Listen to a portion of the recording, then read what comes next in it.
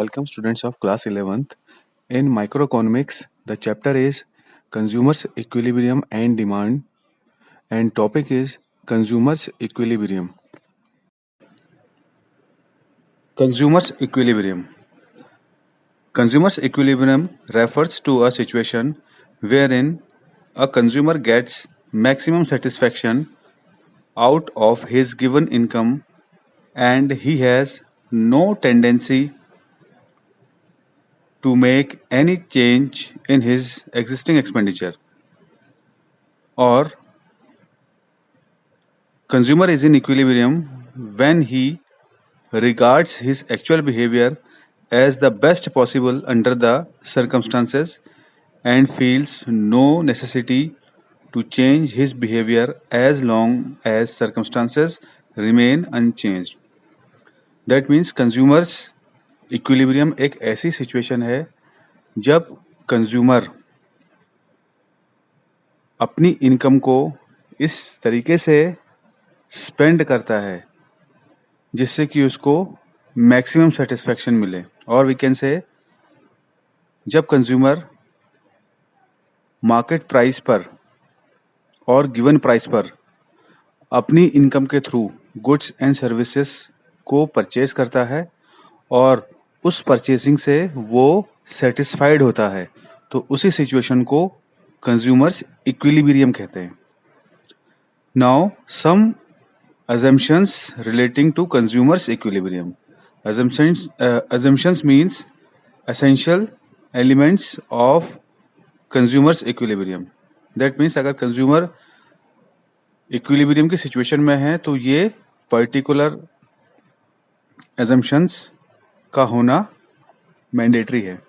First is rational consumer. Consumer is assumed to be rational. A rational consumer is one who wants to get maximum satisfaction out of his given income.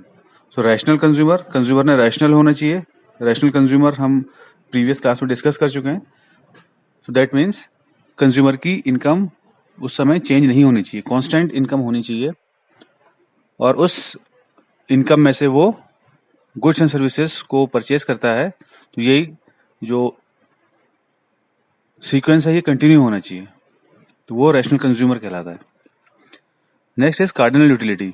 Utility of every commodity can be measured in terms of cardinal numbers such as 1 2 3 4. So equilibrium के situation में utility cardinal होनी चाहिए. Cardinal utility हमने उस समय study करनी चाहिए. That means 1 2 3 and 4. That means हमने नंबर की उस समय स्टडी करनी चाहिए. Next is independent utility. It is assume that the utility that a consumer gets from a commodity depends upon the quantity of that very commodity alone. It is not affected by the consumption of other goods. That means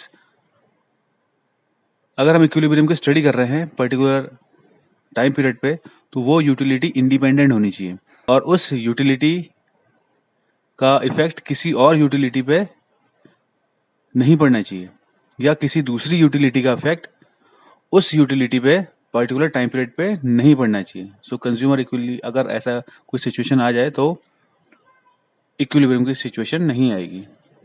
next is marginal utility of money is constant. It is assumed that money measures the marginal utility of a commodity. As such its own marginal utility should remain constant so as to serve as an ideal measure. Marginal utility of money. That means money की जो utility है, money का जो measurement है, वो change नहीं होना चाहिए. अगर 10 रुपीज़ में, that means 10 रुपीज़ में अगर कोई particular commodity हम 10 ग्राम परचेज कर सकते हैं, तो उस समय मनी की वैल्यू कांस्टेंट होनी चाहिए जब हम इक्विलिब्रियम की स्टडी कर रहे हैं. अगर इसकी वैल्यूज में कुछ चेंज आएगा तो इक्विलिब्रियम को हम सही तरीके से मेजर नहीं कर पाएंगे.